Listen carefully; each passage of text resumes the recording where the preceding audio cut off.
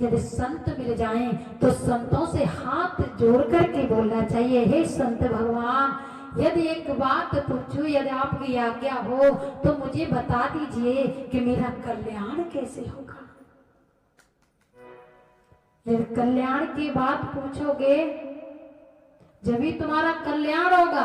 तर्क वितरक करने से कभी कल्याण होने वाला नहीं है, क्योंकि बताया गया है नगर में संत का आना भाग्य बताया गया है।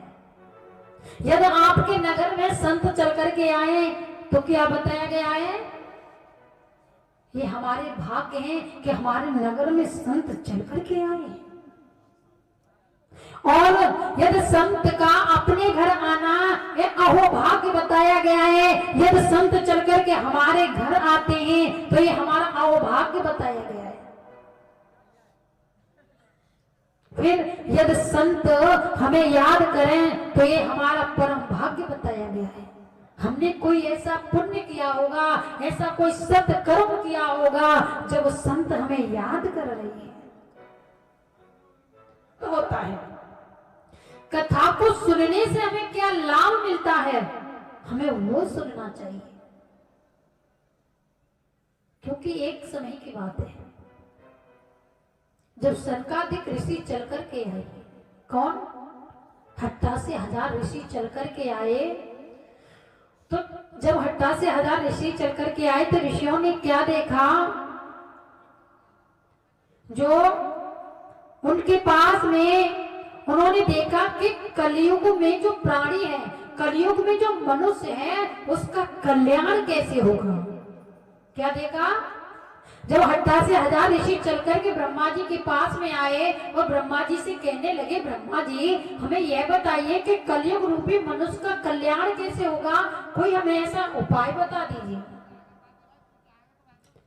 जब सनकादिक ऋषियों ने सूत जी से कहा, हे सूत जी, हमने कथाएं तो बहुत सुनी है, लेकिन जो कथा का सार तत्व होता है, कथा सारम मम कर्ण रसायन, जो कथा का सार तत्व होता है वो हमारे सुनने की इच्छा है। हमें जरा कथा का सार तत्व सुना दीजिए जिससे कलयुग रूपी प्राणी का कल्याण हो जाए। जब इस प्रकार से सनका इस्ततम शभागमम, सूत जी कहने लगे, ऋषियों, जिस समय श्री सुखदेव जी राजा परीक्षित को कथा श्रवण कराने के लिए जब व्यास आसन पर विराजमान हुए तो क्या हुआ, जो देवता थे वो अमृत का कलश लेकर के और सुखदेव जी के पास में आ जाते हैं। किस समय? जिस समय श्री सुखदेव जी राजा परीक्षित को कथा श्रवण कराने के लिए जब व्यास आसन पर विराजमान हुए तो देवता अमृत का कलश लेकर के आए। क्या लेकर के आए? अमृत का कलश। जब देवता अमृत का कलश लेकर के आए तो देवताओं ने सुखदेव जी से कहा, हे सुखदेव जी, हमसे ये अमृत का कलश ले लीजिए और इस अमृत के बदले हमें श्रीमद् भागवत का पान करा दीजिए। इस अमृत को जो राजा परीक्षित बैठा है ना, इस परीक्षित को पिला दीजिए और हमें श्रीमद् भागवत का। सुखदेव जी से तो सुखदेव जी को हंसी आ जाती है। सुखदेव जी कहने लगे, धन्य है देवताओं तुम्हारी चतुराई के लिए। कहां अमृत और कहां श्रीमद् भागवत। अमृत क्या है?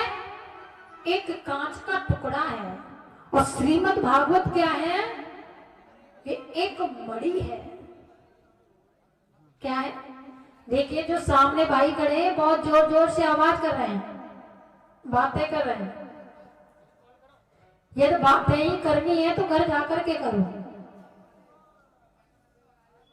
अरे तुम्हें यहाँ बैठना है तो बैठ जाओ, नहीं तो अपने आगे जाओ। श्री राधे। चले जाओ आगे। यहाँ तो जाओ अपने घर पर, और कहाँ है? श्री राधे।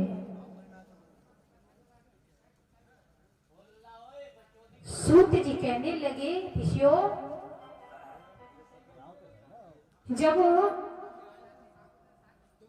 कहा कि अमृत तो एक कांच है और श्रीमद् भागवत एक मणि है, लेकिन सुखदेव जी ने कहा, देवताओं, मैं राजा परीक्षित को पूछना चाहता हूँ, राजा परीक्षित अमृत पीना चाहता है या वो श्रीमद् भागवत का श्रवण करना चाहता है।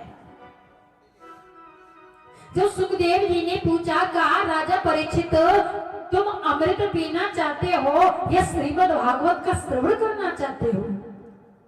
राजा परीक्षित ने कहा, गुरुदेव, मुझे ये बताइए कि अमृत के पीने से क्या लाभ होता है, वो श्रीमद् भागवत के श्रवण करने से क्या लाभ होता है?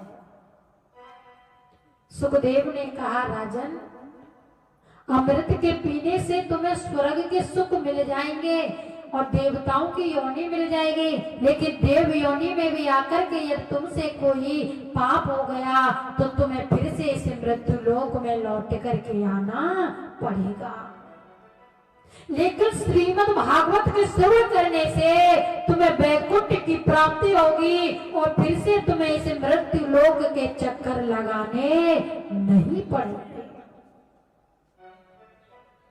जब इस प्रकार से सुखदेव जी ने राजा परीक्षित से कहा, तो राजा परीक्षित ने कहा, गुरुदेव, मुझे अमृत नहीं चाहिए, मुझे तो श्रीमद् भागवत का पान करा दीजिए, क्योंकि बताया गया है, बड़े भाग्य मनुष्य तन पावा।